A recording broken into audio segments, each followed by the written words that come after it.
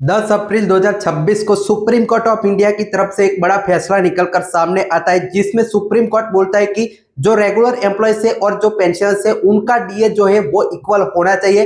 दोनों में कोई डिस्पैरिटी नहीं होनी चाहिए, दोनों को इक्वली ट्रीट करना पड़ेगा। ऐसा एक जो आपका केरला का एक मामला था रोड ट्रांसपोर्ट का, उसमें जो आपके पेटिशनर थे, जो आपके रिटायरीज थे, उनको जीत मिली। उसके बाद बहुत सारे जो लेटर्स है वो लिखे जाते हैं आपकी डीएफएस को, फाइनेंस मिनिस्ट्री को, कि सुप्रीम कोर्ट ने कहा है कि बैंकों में भी जो आपकी डिस्पैरिटी हो रही है वो आपको नहीं करनी चाहिए। तो मल्टीपल टाइम उनको कम्युनिकेशन किया जाता है, लेकिन उनका कोई यहाँ पे इस पर जवाब नहीं आता। उसके बाद आपका एक अहम कदम जो है वो लिया जाता है कि आपकी जो झारखंड हाईकोर्ट है वहां से जो पंजाब के रिटायर एसोसिएशन है उन्होंने एक लीगल नोटिस आईबीए और डीएफएस को जो है भेज दिया है कि आप सुप्रीम कोर्ट का जो फैसला है उसकी अवमानना नहीं कर सकते और हमें भी जो सेम लाभ है वो एक्सटेंड करना आपको पड़ेगा। तो लीगल नोटिस भी इन सभी को भेज दी गई है। उसके बाद अभी रिसेंटली आपका जो सीबीपीआरओ है बैंक रिटायर्स का, उन्होंने भी लेटर लिखा था 15 जून को। इसके बाद आरबीआई में भी सेम डिमांड, आरबीआई के रिटायर्स की भी सेम डिमांड जो है इस मामले पर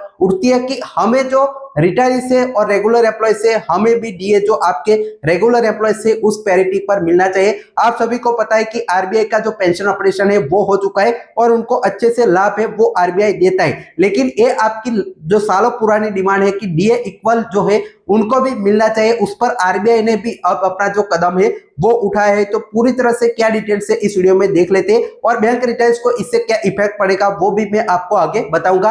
वीडियो को एंड तक जरूर देखना, एक एक पॉइंट आपको समझ आ जाएगा।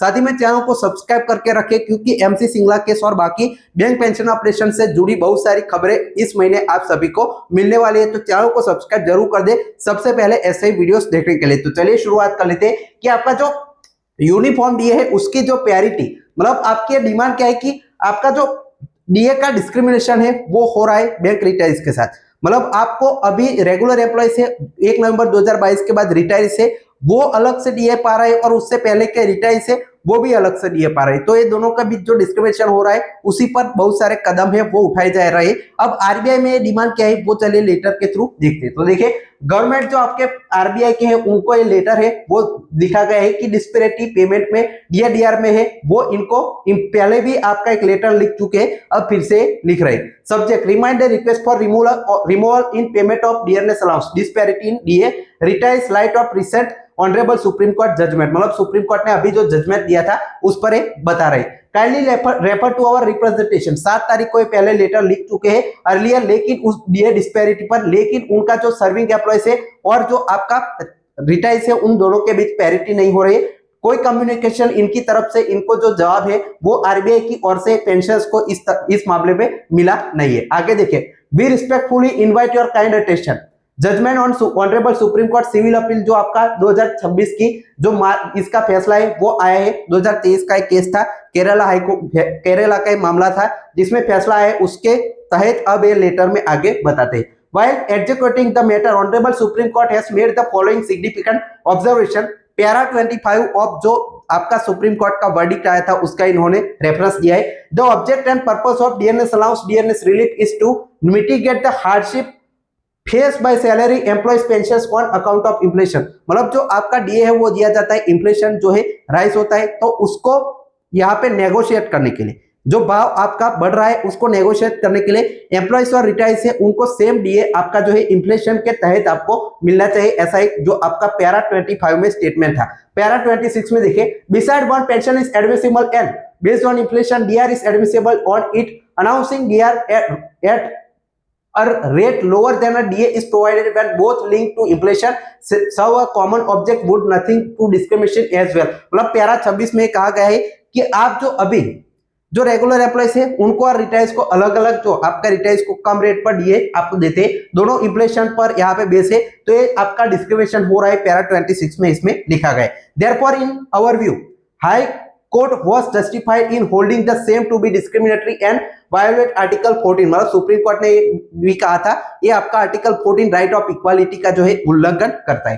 The above observation unvocally refrains the principle that pension and serving employees cannot be subjected differential treatment in matter of relating compensation of inflation in RBI Dearness allowance payable to serving employees is revised paid quarterly basis, where dearness relief payable to retirees revised only half year basis. मतलब इनको 6 महीने में एक बार मिलता है retires को, और regular employees है उनको आपका 3 महीने में एक बार मिलता है। पैरा 28 यहाँ पे लिखा है, no doubt a financial crunch might be guiding factor to defer disbursement of certain benefit और may justify separate dates of implementation of a beneficial scheme, but once a decision is taken to provide certain allowance, yes also increase them based on inflation, fixing higher rate of increase for ones who are serving, one who are retired would be arbitrary and violate article 14 of constitution। मतलब कोई अगर ऐसा allowance होता कि आपका retires का जो है हाइक नहीं होता, प्राइस उनको ज्यादा महंगा नहीं होता और आपके सर्विंग एम्प्लॉयज के लिए महंगा होता तो आप बढ़ाते तो चलता,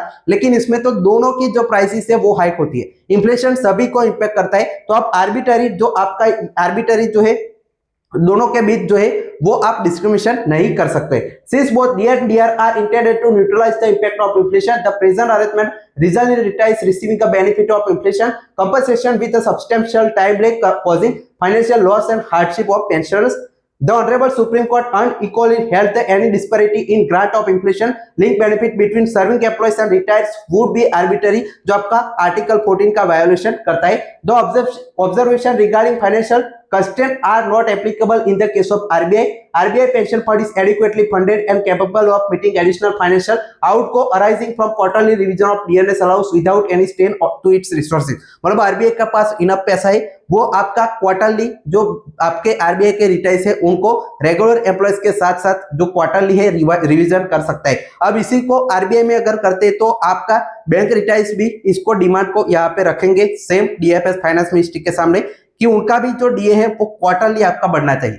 जैसे 6 महीने में अभी बढ़ रहा है वो आपके 3 महीने में आपका बैंक रिटायर्स का डीए बढ़ना चाहिए। We shall highly grateful to your kind early consideration of this significant issue affecting financial well-being of RBI pensioners। With regards your faithfully जो आपके GP Malviya secretary RBI welfare association Bhopal Indore से जो आपका letter है वो लिखा जाता है। अब देखिए बैंकों में क्या हो सकता है, बैंकों में अभी अगस्त से जो आपका RBI में भी अगस्त से डीए डीआर जो रिवीजन है वो अभी होना है। उनकी जो RBI रिटायर्स की तो साफ साफ डिमांड है कि उनका जो डीए डीआर है वो आपका उनका पेंशन ऑपरेशन हो चुका था तो रेगुलर एम्प्लॉयज की तरह उनको अब डीए मिलता है, तो आपका बैंक रिटायर्स को तो वो भी नहीं मिलता है, उनको तो पिछले 1960 सीरीज पर पुराना डीए मिलता है। तो ये सबसे बड़ी मांग तो वह है कि उनको जो पुराना डीए डिस्पेरिटी हो रही है जिससे उनको 1000 से 2200 तक का नुकसान हो रहा है पर मंथ, वो पहले आपका डीए यूनिफॉर्म किया जाए, 8088 पॉइंट मर्ज करके बेसिक को बढ़ा दिया जाए और डीए रेगुलर एम्प्लॉयज की तरह 12 बीपीएस का कर दिया जाए। वही पहले तो डिमांड है बैंक रिटायर्स की, आरबीआई की वो डिमांड नहीं है क्योंकि उनका पेंशन ऑपरेशन में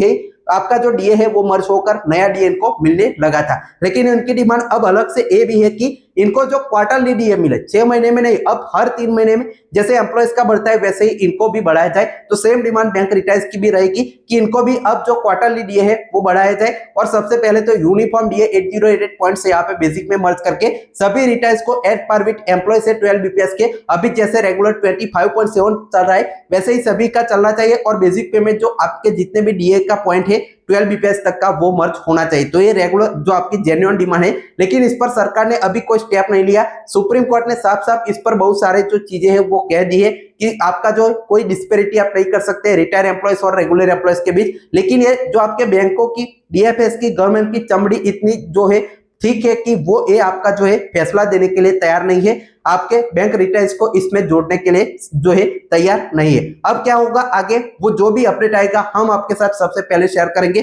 कोई भी अगर आपका डाउट है तो कमेंट सेक्शन में जरूर बताएं, चैनल को सब्सक्राइब जरूर करके रख लीजिए, ऐसे ही वीडियोस आपको सबसे पहले मिलने वाले। फाइनल टैक्स पहुंचे।